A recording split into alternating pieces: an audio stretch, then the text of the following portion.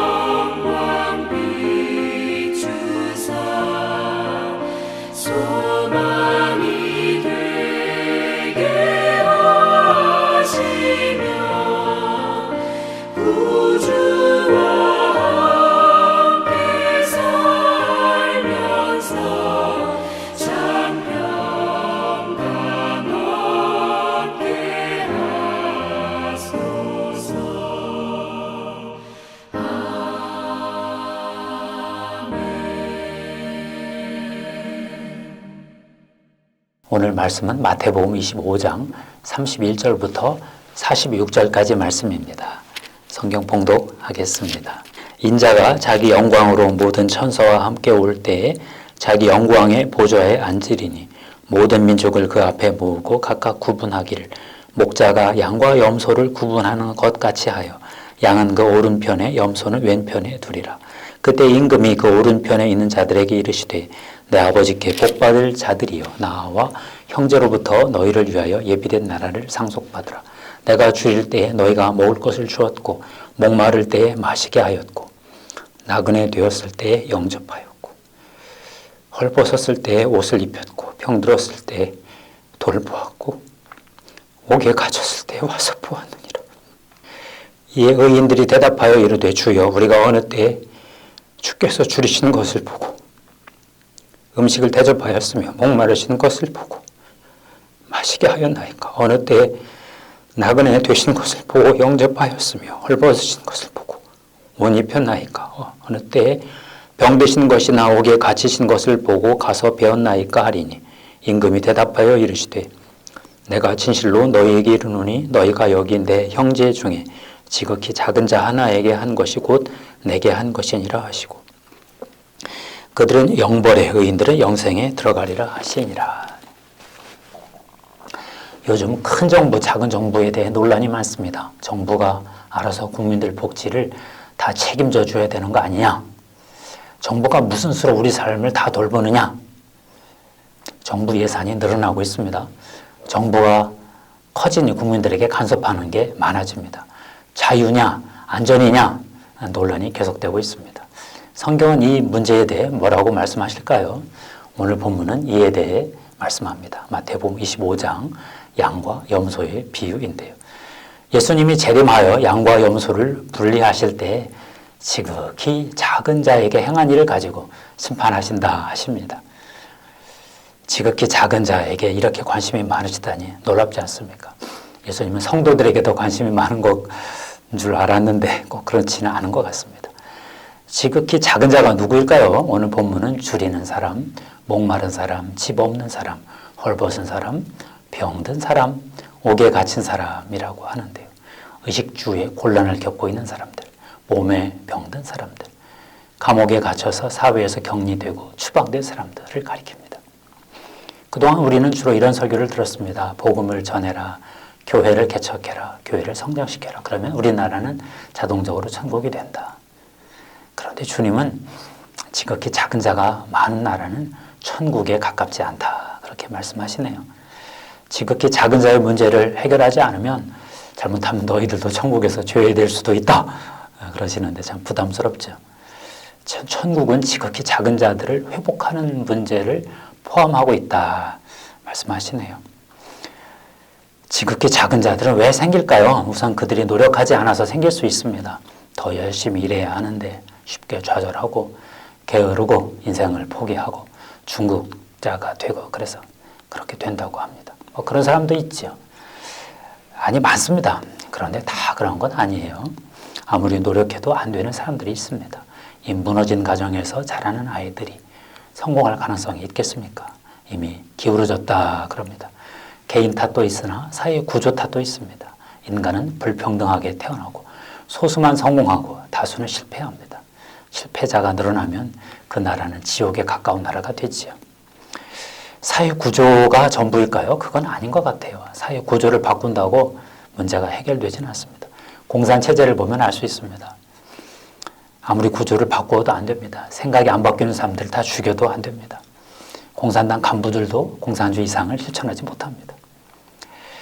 작은 자들도 문제고 큰 자들도 문제입니다. 지극히 작은 자를 만드는 사회 구조를 만들어내고 그 안에서 기득권을 지키는 자들이 사실은 더 문제인데요.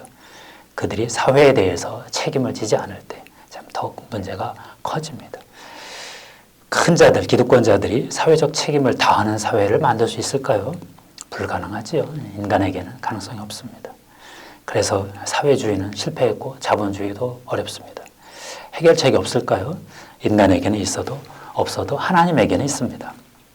하나님은 지극히 작은 자도 살 수 있는 나라를 구상하셨습니다. 이를 위해서 교회 공동체를 만드셨는데요. 구약 때는 대가족 공동체를 통해서 사회 문제를 상당히 해결하셨습니다. 신약에 오셔서는 교회 공동체를 만드셨지요. 부자와 가난한 자, 큰 자와 작은 자가 함께 한 분 하나님을 예배하고 서로 섬기고 서로 돌보고 서로 복종하는 공동체를 만드셨습니다. 고린도 교회를 관찰하면 사도 바울이 하신 말씀입니다. 고린도전서 1장 26절 28절인데요. 형제들아 너희를 부르심을 보라. 육체를 따라 지혜로운 자가 많지 아니하며 능한 자가 많지 아니하며 문벌 좋은 자가 많지 아니하도다.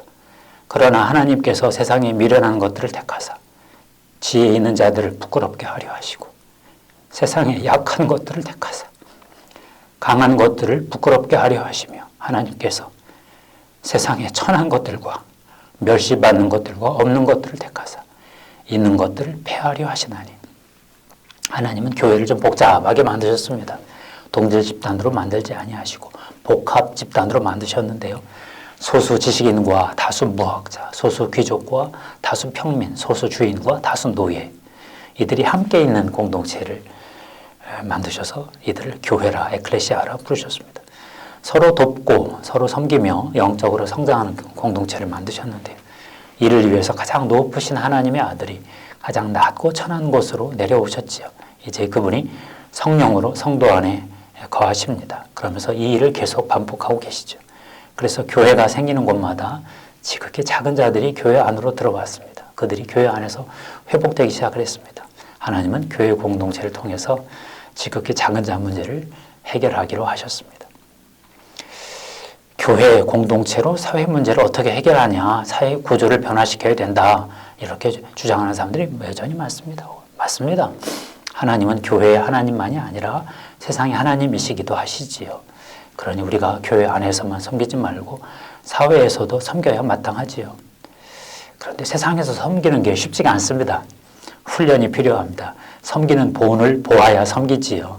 섬김을 받아봐야 섬기지요. 어디서 섬김 훈련을 받을까요? 교회 공동체밖에 없습니다. 사도 바울이 갈라디아서 6장 9절 10절에서 이렇게 말씀하셨죠. 우리가 선을 행하되 낙심하지 말지니 포기하지 아니하며 때가 이름에 거두리라. 그러므로 우리는 기회에 있는 대로 모든 이에게 착한 일을 하되 더욱 믿음의 가정들에게 할지니라. 교회 공동체 안에서 큰 자가 작은 자를 섬기고 작은 자도 더 작은 자를 섬기며 함께 성장하는 것이 하나님의 뜻입니다. 교회 공동체 안에서는 작은 자도 큰 자를 섬길 수 있습니다. 경제적으로 작아도 믿음에서 부유한 성도들이 많기 때문입니다. 그들은 밤을 새워 철야 기도도 할 수 있는 분들입니다. 받은 은사가 달라 서로 다른 은사로 섬길 수 있습니다. 교회가 지극히 작은 자와 더불어 살 때 어떤 일이 일어날까요? 지극히 작은 자들이 하나님 앞으로 나올 기회가 점점 더 생깁니다. 교회에서 섬김의 훈련을 받은 성도들은 일주일 중 남은 6일 동안 각자 일터에서 섬김의 사역을 합니다. 이런저런 일로 가족과 이웃을 섬기지요. 하나님이 왜 아브라함을 선택하셨나요? 아브라함에게 복을 주어 그 복이 열방으로 확장되기를 원하셨지요. 하나님이 왜 교회를 선택하셨나요? 교회를 통해 세상이 복받기를 원하셨지요. 교회 성도들이 사회에서 지극히 작은 자를 챙기는 삶을 살 때 이들이 하나님 앞으로 나올 기회가 열립니다. 작은 자들은 작은 섬김으로도 마음이 움직입니다. 경제적 도움이 문제가 아닙니다. 사람 대접 받을 때 그들의 마음이 흔들립니다. 감동을 받고 하나님께 나올 수 있습니다.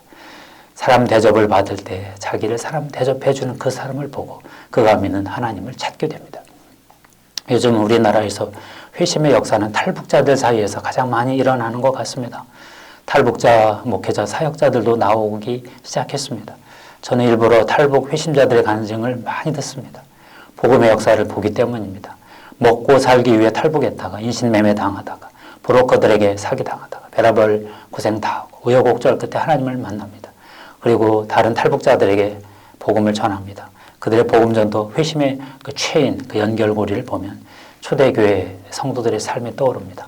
복음도 같고 복음이 역사하는 방법도 비슷합니다. 벌써 3만 4천 명의 탈북자가 이 땅에 정착했다고 합니다. 하나님이 북한 지하 교회 성도들과 탈북 성도들을 통해서 어떤 일을 하실지 저는 기대가 보통 큰 게 아닙니다. 기도하겠습니다. 하나님 감사합니다. 지극히 작은 자들을 섬기면서 그들에게 하나님 믿을 기회를 열어라 하시는 말씀을 받습니다. 하나님 지극히 작은 자에게 행한 일로 나중에 심판하시겠다 하는 무시무시한 경고의 심판의 말씀도 듣습니다. 하나님 나라 원리대로 살게 해 주시옵소서. 지극히 작은 자들에게 인간 대접을 해주고 하나님 주신 축복을 나누는 그런 복된 삶 되게 해 주시옵소서. 우리 구주 예수님의 이름으로 기도하옵나이다. 아멘.